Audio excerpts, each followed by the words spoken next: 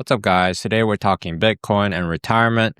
Is one Bitcoin enough to retire on? If not, then how much Bitcoin do you actually need to retire? So if you're new here, my name is Richard. I'm a yield farmer. This channel is mainly about yield farming and investing. And here's a quick portfolio update. My current position is sitting in nice Ethereum profit right now, roughly 5.85 Ethereum. If you include my exited positions, I'm sitting on those at 8.6 Ethereum profit. So roughly 14 Ethereum profit right now. And this number fluctuates a lot depending on how these tokens perform against Ethereum. If you combine all of my wallets here, my positions are pulling a 68% APR right now, outperforming impermanent loss and holding in the market pretty comfortably here. If you include all of my closed positions, I've been able to beat holding in the market pretty consistently, even if the altcoin market is pretty weak right now. But in today's discussion, I really want to focus on Bitcoin. If you look at my portfolio tracker, you can see I've been able to increase my value against Ethereum. US dollar value is swinging back up once again. I've been underperforming Bitcoin a little bit since the beginning of the year because the altcoin market has been weak. But you can see this swinging back up from 1.5 Bitcoin to roughly 1.83 Bitcoin. I currently don't hold a lot of Bitcoin. I have roughly 0.047 Bitcoin, but my goal is to get to at least 1 Bitcoin in the next 1 to 2 years. And before we dive deeper, none of this is financial advice.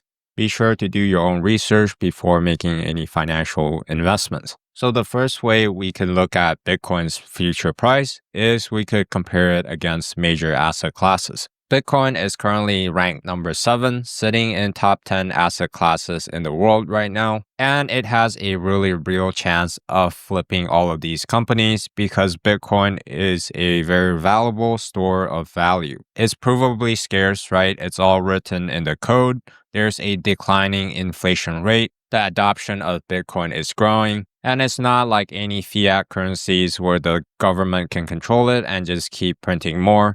And then your savings basically get inflated away, right? So Bitcoin is a really solid asset to preserve your wealth and even grow it as more and more people adopt Bitcoin. Because right now, not everyone owns Bitcoin, right? If you guys talk to your friends and family, probably still less than 20% owns any Bitcoin. So Bitcoin still has a lot of room to grow in my opinion. And if it even touches the market cap of gold at this current market cap, then we could easily see $1 million per 1 Bitcoin, right? And in the future, as inflation becomes more and more, the market cap of gold would move up as well. And so will Bitcoin as long as adoption continue and people still have faith in Bitcoin.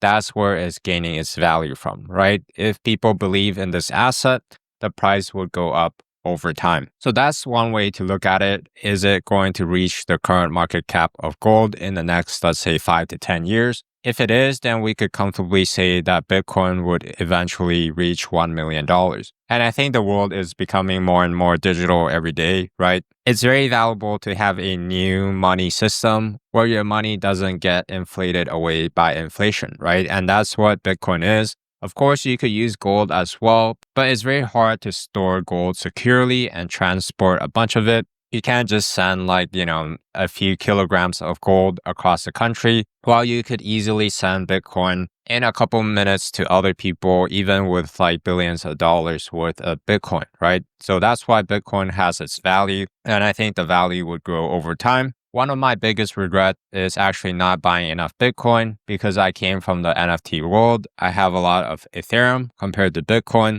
but I'm buying more and more Bitcoin pretty aggressively here, especially as Ethereum's price is outpacing Bitcoin in the last few weeks. And the second way you can look at the Bitcoin growth is through the CAGR. CAGR is the compound annual growth rate. And this chart basically shows the 4-year CAGR, how much Bitcoin has grown per year in the last 4 years. So for example, at this low point here, because the last 4 years price hasn't grown that much, then the 4-year CAGR is only 27 something percent, right? But if Bitcoin's price shoot up and we basically measure back 4 years, the amount of growth rate, then the CAGR shoots up to 89%. So that's how you read this chart. And usually the CAGR is floating around 20 to 30%. It dropped to roughly 10% in the beginning of the year. But in my opinion, 20 to 30% is pretty reasonable, especially if Bitcoin shoots up to the 150K to 200K range this cycle. So we'll have to see how Bitcoin's price perform. But if you buy a bunch of Bitcoin when the prices are really cheap, your growth rate could be much higher than 20 to 30%. So what I want to do now is to pull up this compound interest calculator. Let's say I have one Bitcoin, right? This is this $100,000 value here. Let's say I want to invest in Bitcoin for the next 15 years. And you guys could play with these numbers, right? This is the Dave Ramsey compound interest calculator. You can Google this and it will pull up the link. And let's just say I don't add anything to my Bitcoin holding, right? I just hold one Bitcoin in a cold storage wallet. If I believe that Bitcoin is going to grow by 20% per year, and this is real return, I like to use real return, meaning that I already minus the inflation rate. So let's say Bitcoin actually grows by 25 to 30% in dollar terms. But after like deducting the interest rate, maybe the growth is only 20% per year, then I would be able to have this $1.5 million by the end of the 15 years. And this is in today's dollars, right? Inflation is already counted in. So if I have $1.5 million today, is it enough for me to retire? If it is, then of course, one Bitcoin in the next 15 years is enough for me to retire and live my life comfortably. And what you guys can do is work backwards, right? Let's say it's like 1.5 million, 1540702. A safe withdrawal rate I like to use is either 3 to 4%. 4% is what a lot of traditional finance people use. I like to use 3%. So it means that I sell 3% of my Bitcoin every single year. And if Bitcoin keeps growing, then I would be able to basically live off of it. Or I could simply just borrow against my Bitcoin whenever I need it. This amount multiplied by 0.03, I would be able to have $46,000 in today's dollar to be able to pay for all of my expenses. If that amount is enough for me, which it is, I currently live in Asia, and 46K per year is more than enough, especially if I live in a low cost of living country in Asia. So yes, one Bitcoin is enough for me to retire. But if you guys live in the US, for example, in California or New York, 46K would probably not go, very far at all. But you guys would also have higher income than me, right? So you could probably buy and hold a lot of Bitcoin much more aggressively. And if I expand the time horizon to, 30 years, for example, then this amount would become a pretty crazy number, right? Because the growth compound year after year. And we don't have to use a 20% aggressive rate as well. We could drop that to, let's say, 10% to be roughly close to the S&P 500. At the end of 30 years, I would still hit my retirement number if I just hold on to my Bitcoin. And a very useful formula that I want to share with you guys today is basically this financial freedom formula. So what I want to do is take my annual expenses divided by a conservative APR of roughly 3 to 4%. Then that's my ultimate freedom number where I could comfortably retire. So let's say my annual expense is $30,000 per year. That's roughly currently what I need per year. I could divide that by, let's say, 0.03 for a very conservative APR. 3% APR is very easy to earn. Then I would only need $1 million in today's dollar to actually retire. And then from there, I could go back and play with these numbers, right? For example, I'm investing for the next 30 years. But let's say I only started with a very small amount in my portfolio. Currently, I have roughly 4,000 something BTC, right? $4,900 in my Bitcoin bag. And let's say I contribute roughly $500 per month from whatever income that I have, either through yield farming or airdrop farming, trading, whatever, $500 a month into Bitcoin. And let's hit calculate. By the end of 30 years, I would still have $1 million, which is enough for me to reach my freedom number with just a very conservative 10% ROI from Bitcoin. But I believe that the ROI on Bitcoin over 5 to 10 years is going to be much higher than 10%. So you guys could play with your own numbers as well. Let's say you're a high income earner you want to put $2,500 a month into Bitcoin, and you could see over the next 30 years, you would have $5 million.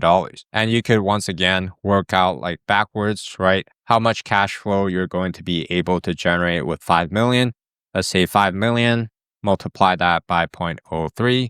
To be really conservative, that's 150K in today's dollar that you're going to be able to generate with your Bitcoin. So pretty straightforward there. I would really encourage you guys to play with your own numbers because my number is going to be different from yours, right? Unless you have the same exact expenses and the same exact income with me, then our numbers is going to be really different. And again, we don't know the future, right? The return rate might be closer to 15% or it might drop to 5%. But let's say 15%, then my savings value would be over 13 million. But that's the idea here. You want to work out your expenses and your conservative APR to get this freedom number. And let's say you believe in $1 million Bitcoin, right? And you might not be able to retire on $1 million. So what you can do is basically simply work out how many million you need. For example, 5 million. Then your Bitcoin accumulation target might be roughly 5 Bitcoin. So that's also a simple way to do it. And the way I stack my Bitcoin is through yield farming. If we look at the ETH to Bitcoin chart here, I hold a lot of Ethereum. Ethereum has been reversing against Bitcoin a little bit here. I believe as the Fed cuts rate, I think there's a great chance that Ethereum is going to shoot up against Bitcoin in the next year or so. And once there's a better exchange rate, I will convert more of my holdings into more and more Bitcoin. But really what I'm currently doing is I have enough DeFi income that is able to grow my DeFi portfolio while paying for some expenses and also to buy Bitcoin with. If we look at my DCA chart here, I started logging this in February. I started with buying $500 of Bitcoin every month. April, I bumped it up to $764.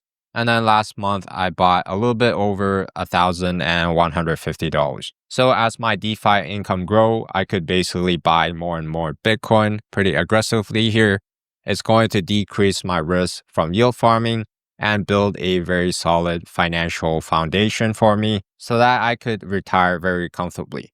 Currently, my DeFi income is much more than what I spend per year. So I technically am financially free, but I still want to reach my freedom number of at least $1 million with my lower risk investments so that whatever happens, I'm taken care of financially. That's why my channel mainly focuses on yield farming. It's been a great way for me to earn a bunch of cash flow that I could use to pay for my expenses, grow my portfolio, as well as buy a bunch of Bitcoin. And I don't yield farm a lot with my Bitcoin because I could generate much higher return with Ethereum. You can see, right, I average between like 25 to 75% APR. And over time, that's going to allow me to accumulate a bunch of Bitcoin, hopefully reach a couple Bitcoin in the next 3 to 4 years. So that's it for this video, guys. I think 1 Bitcoin is enough for you to retire. If you live in Asia or you live in very low cost of living areas,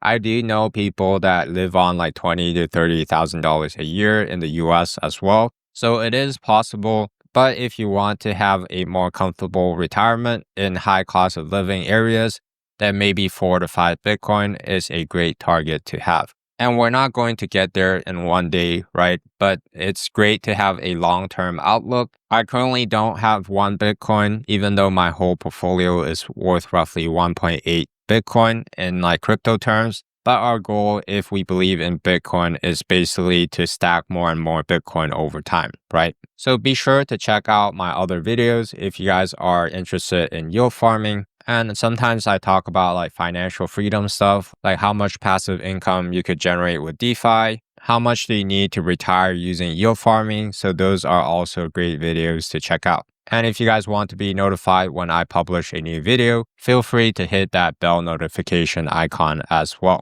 Thanks for watching. I'll catch you guys next time.